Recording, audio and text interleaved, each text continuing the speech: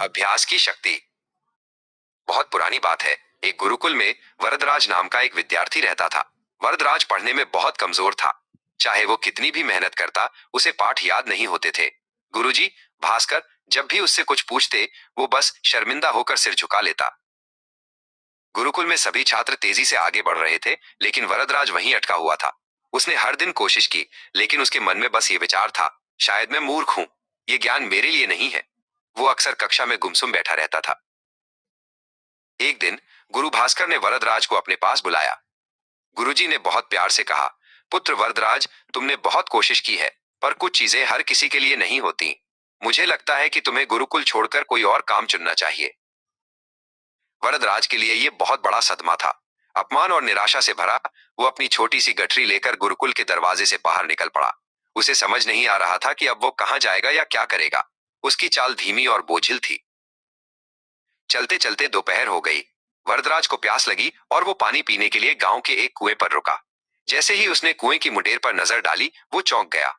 उसने देखा कि कुएं के कठोर पत्थर पर कुछ गहरे चिकने निशान बने हुए थे। ये कैसे हुआ? वरदराज ने सोचा। पास खड़ी एक महिला ने बताया, बेटा, ये निशान रोज पानी खींचने वाली मुलायम रस्सी के बार बार पत्थर से रगड़ने के कारण बने हैं। वरदराज के मन में अचानक एक रोशनी सी चमकी। उसने सोचा, जब एक कोमल रस्सी बार बार रगड़ने से इतने कठोर पत्थर पर निशान बना सकती है, तो क्या मैं बार बार अभ्यास करके अपने मंद दिमाग को तेज नहीं कर सकता?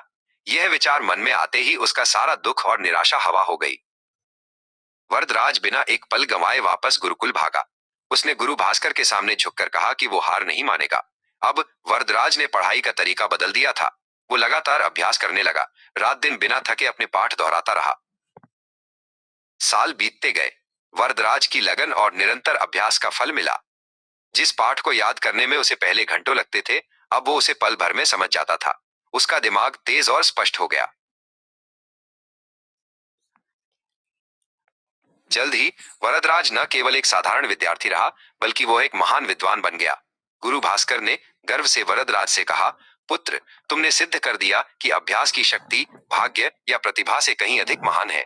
वरदराज ने पूरी विनम्रता से गुरु के चरणों में सिर झुकाया।